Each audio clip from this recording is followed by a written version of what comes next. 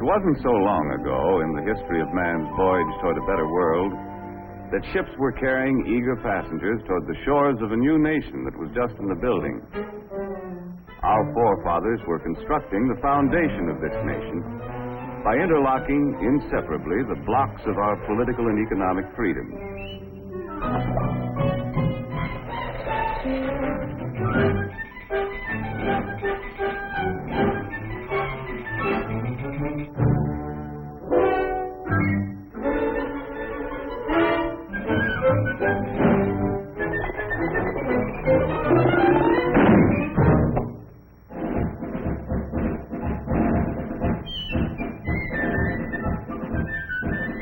The way of life our forefathers established on this foundation of freedoms drew people from the far corners of the earth, and all those who set foot on these shores had the opportunity to build a better life for themselves.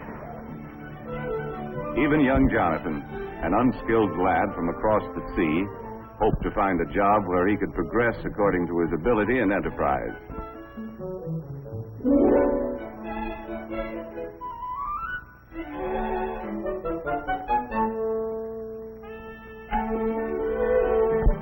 As the years passed, Jonathan's earnings increased.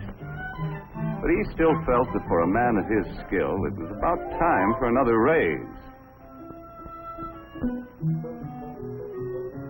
Mr. Blessgravy, am I not the best crown rounder and brim trimmer in me business? And verily, methinks I am worth more moolah. That you are, Jonathan. I'm sorry, lad. No raise, Mr. Blessgravy? I quit. Sales and profits down. Phooey. I could run ye business better myself. Hey, why not? My own business. All you need's a little capital, a little push, and an idea. Yeah, an idea. Let's see.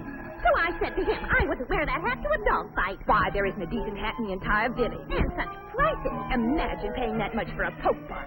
Why, it was an awful thing. Why not? Women's hats. My own business.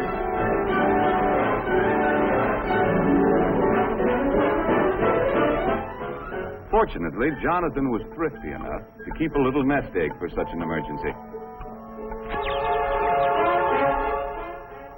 Well, the cost of the building took care of the nest egg.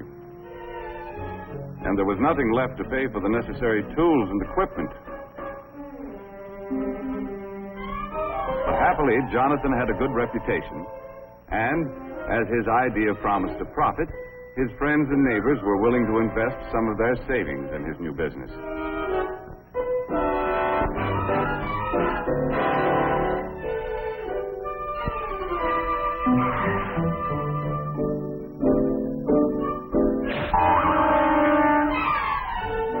In the nick of time, an enterprising chap showed up with the raw materials to make hats. And before long, Jonathan was open for business. First, he had to advertise. Shop at Bonton, it's the spot. 12 new hat styles, that's a lot. Ladies, get that new hat drill. 30 days to pay your bill. As an expert salesman, Jonathan demonstrated the superior style and quality of his product. He set a price for his creations that the consumer was willing to pay, and sales dollars poured in from satisfied customers. Jonathan had big dreams of the wonderful rewards of being in business for himself. But before he could buy what he wanted, his employees' wages had to be paid. He had to pay taxes.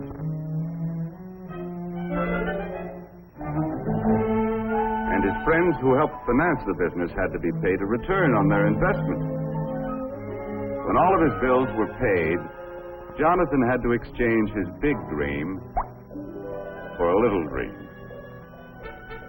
Mesdames, mademoiselles, it is the privilege of Alphonse, hat stylist to all the crowned heads of Europe, to bring you hats with styles so chic, a quality magnifique, and a price, ooh la la, so low. Come one, come all to the grand opening.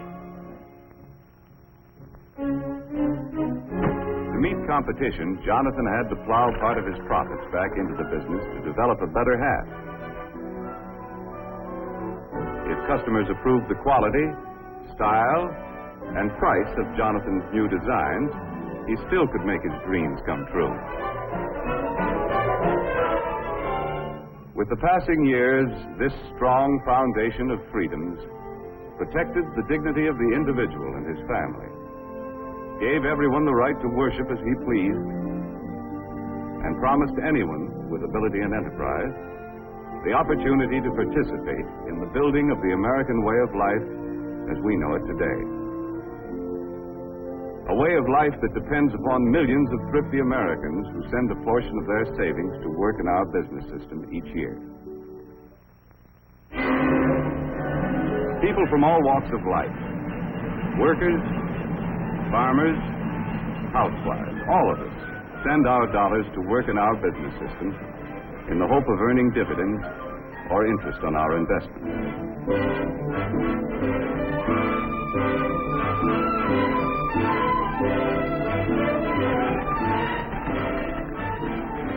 Anyone who has an insurance policy, a bank deposit, or a share of stock is helping to finance our business system. A constant stream of savings dollars must flow into big and small business each year. These dollars help to buy the land, the buildings, the tools and equipment, and create new job opportunities for our expanding population. The goods we produce are distributed to main streets all over the country. While the Main Street of today doesn't look much like the Main Street of Jonathan's time, the principles of our business system remain the same. For businessmen still compete with one another for the consumer's supply of spendable dollars. And Mrs. Consumer is still mighty critical of everything she buys. Uh-oh, competition.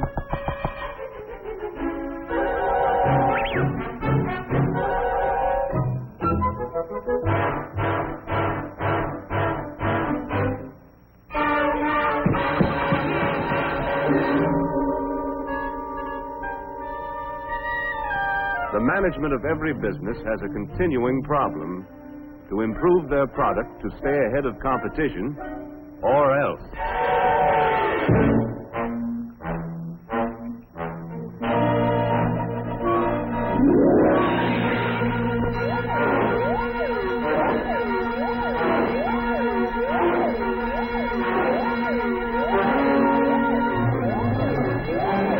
Okay, men, this is it. Quick Chill's got the ball. We've got to get it back. Give them that new product play. More style, better quality, new features, and at the right price. Hit the line, men. Let's go. Micrometer, wrench, file, calipers, slide rule. In addition to creating a better product, management develops new tools and more efficient methods to help workers turn out more boxes to sell at a price Mrs. Consumer will pay.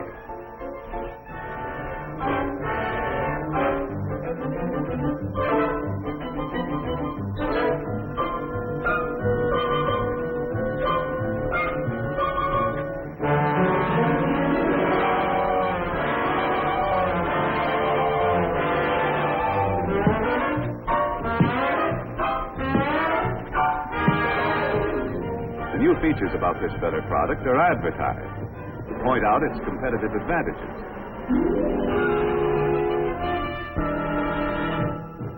The Auto-Magic Perma-Freeze, with plenty of room for groceries galore. The Auto-Magic Perma-Freeze, with the super-duper automatic door. Just press the button for your ice, a feature that is new, and extra space all over the place for other items too. In the Auto-Magic Perma-Freeze, so see your dealer right away. Get a Perma-Freeze today. Ah, yes, dear lady. Perma-Freeze is your kind of refrigerator. High quality at a low price. Sales dollars from satisfied customers once again flow back to Perma-Freeze. A successful business must have enough sales dollars coming in to enable management to pay the expenses of doing business, such as salaries and wages, materials and supplies, research and product development, plant maintenance and repair. In addition to all of these bills, management has to pay taxes to local, state, and federal governments. Any money that's left over is known as profit.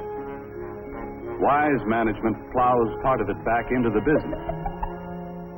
The remainder of the profit is paid out as dividends.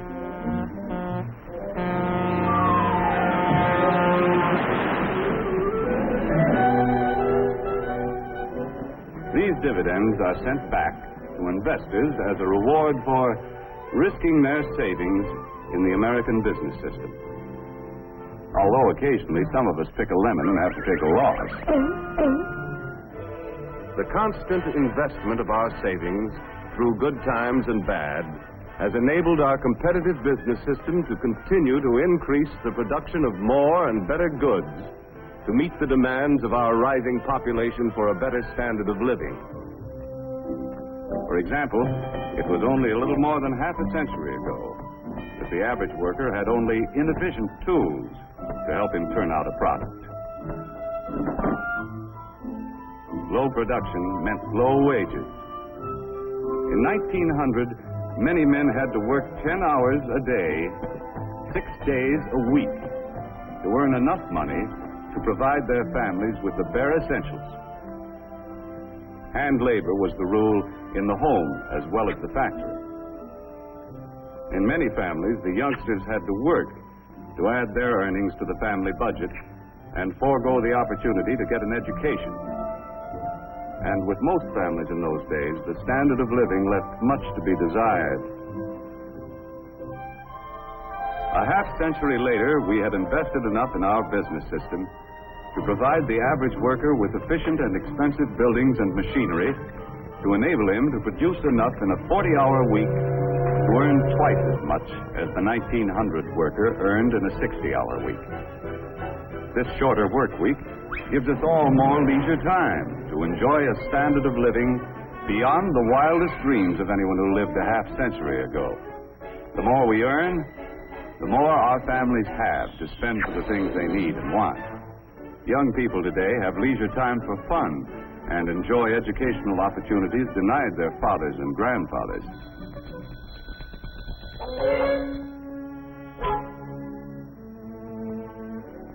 And fortunately, we have been able to raise our standard of living without sacrificing the spiritual side of life, which means so much to the American family.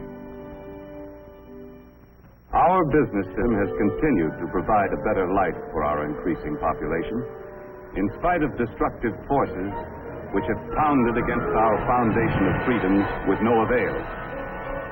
However, wars, or the threat of wars, interrupts the normal operations of our competitive business system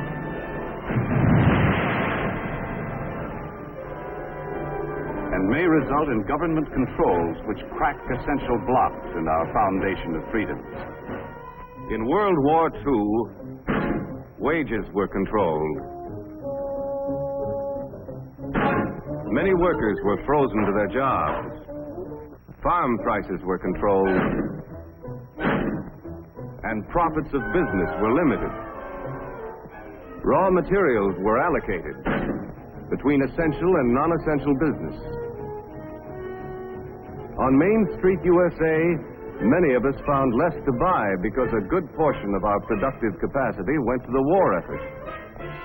Prices were fixed, and the available supply of goods was rationed. In war emergencies, we allow government to restrict certain of our freedoms. But we Americans have learned to remove government controls as quickly as possible and to repair the blocks in the foundation of our freedoms to allow our business system to resume its normal operations. While we invest part of our savings to help finance the world's most efficient business system, at the same time we pay taxes to government to finance many kinds of services which also contribute to our way of life. For example, our taxes must provide the necessary funds to improve and expand our school system. Our taxes must be sufficient to pay for city streets, health, fire, and police protection, and, of course, aid to the needy.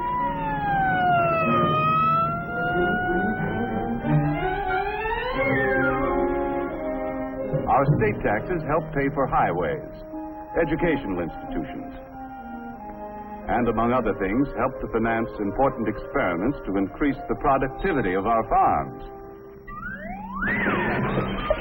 Our federal taxes pay for irrigation and reclamation projects, for national parks,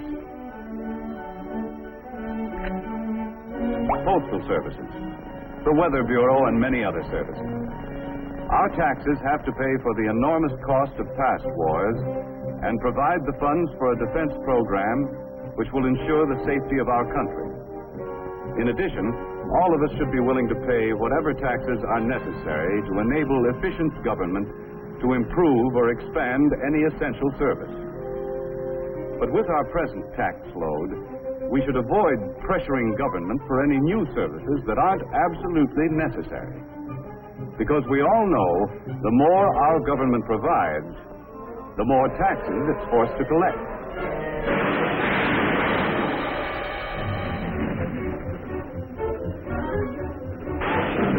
None of us can escape. Big business, small business,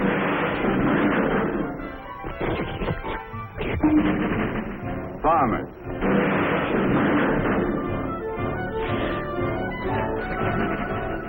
workers,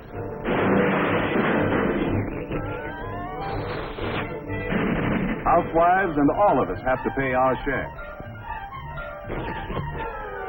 Demanding more and more from government could create a tax burden heavy enough to crack essential blocks in the foundation of our business system. Therefore, we shouldn't let our taxes reach a point where they destroy our ability to save and invest. For, as we have seen, our rising standard of living depends upon a constant flow of savings dollars into our business system each year.